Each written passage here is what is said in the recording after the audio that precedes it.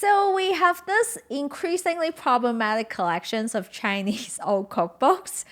They are very, very fun to flip through, and we love the challenge of making some of these dishes. And we've done some of these dishes on this channel, like the old school Sichuan hot pot, the very first mapo tofu. But something you also see in these books are a bunch of dishes that you've never heard of. For example, like this Catholic church chicken from Chongzhou outside of Chengdu, or this Cantonese banana meatball. Or how about this Italian chicken from Yunnan that has nothing to do with Italy? They are pretty fun, but it's also kind of awkward to cover because it's not like anybody in Guangdong today still eats this banana meatball thing. So we wanted to do something new, a probably ongoing series of rare Chinese food. Stuff that we found buried in these old cookbooks that we think are delicious and maybe deserve a comeback. And that is the dish today, cheese potstickers, 锅贴乳饼. For cheese potstickers, you may think it's cheese inside a potsticker, but this dish is the exact opposite. It uses the Yunnan cheese as the quote-unquote wrapper, and from what I can tell, it used to be a banquet dish. But unlike a lot of banquet dishes, it's actually quite easy. So now I'll hand it off to Chris, who will show you how to make it. Okay, right. So this dish will have 3 fundamental layers to it. First, Rubing, Yunnan cheese, second, marinated pork, and third, a slice of Yunnan ham. Now, for the cheese, don't worry, I'm definitely well aware that you're not going to be able to pick up any artisanal Yunnan cheese over at your local Kroger. But this stuff is really not all that unique in the grandest scheme of things, and a certain percentage of cheese aficionados out there might even kind of object to calling it cheese, because what it is an unfermented acid-set cheese, kind of like ricotta or especially paneer. So if you happen to have an Indian grocer anywhere close to you, you can just use paneer straight up for this recipe. It's a direct, one-to-one substitute. That said, I'm pretty sure halloumi might be internationally more available than paneer on average, so we also tried testing with that too. It's a little different, it's a little richer, but also really quite delicious. But either way, just cut those into 9 7x5 centimeter-ish rectangles and then set those aside. The marinated pork, meanwhile, is pretty self-explanatory on the sourcing front. Just thinly slice 120 grams, give or take, into 9 similar-sized pieces, each about 4 millimeters thick. Then marinate that with an 1/8 teaspoon salt, a 1/4 teaspoon sugar, an 1/8 teaspoon cornstarch, 1/4 teaspoon 5-spice powder, and a 1/2 teaspoon each soy sauce and Shaoxing wine.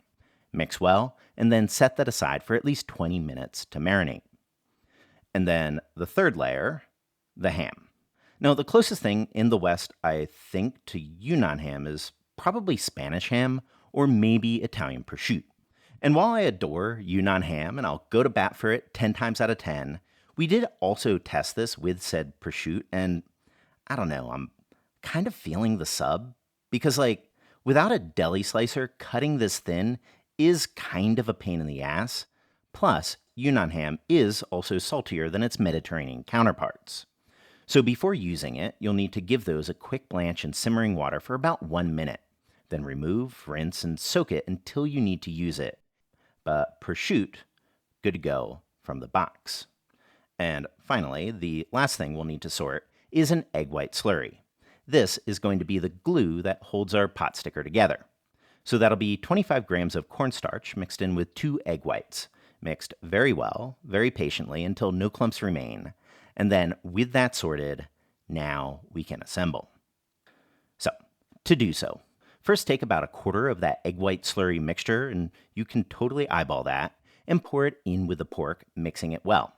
Then dip your cheese into the remaining egg white slurry mix to coat, lay them over a big plate, and then dust those each with a small bit of dry cornstarch. Layer over the marinated pork and hit it with another bit of dry starch just to be on the safe side, then toss on a final layer of the egg slurry. Work through each one, then press your ham slices, whether Yunnan or prosciutto, onto each package, and then these are good to fry. So, To a wok or pan, dealer's choice, toss in about a quarter cup of oil, lard preferably, but whatever you have, and today we're using schmaltz. Over a medium flame then, lay your cheese potstickers in and slowly fry those for about 8 minutes, or until they just begin to get golden, adjusting the wok periodically to cook those evenly if you're working over a round bottom like us. Then, after that time, flip, and give those another 2 minutes or so on the ham side. For me today, a couple of mine were still a little light on the cheese side, so I flipped those again and quickly corrected my error for about a minute. But either way, just remove and then toss those onto a plate. With that said though, this being a banquet dish, we did also kind of want to garnish the thing. The book didn't do this, but we decided to also lay over a single wetted leaf of cilantro over each one in the banquet style. But our fancy garnish solidly in place, now we've got ourselves some old-style Yunnan乳饼锅贴.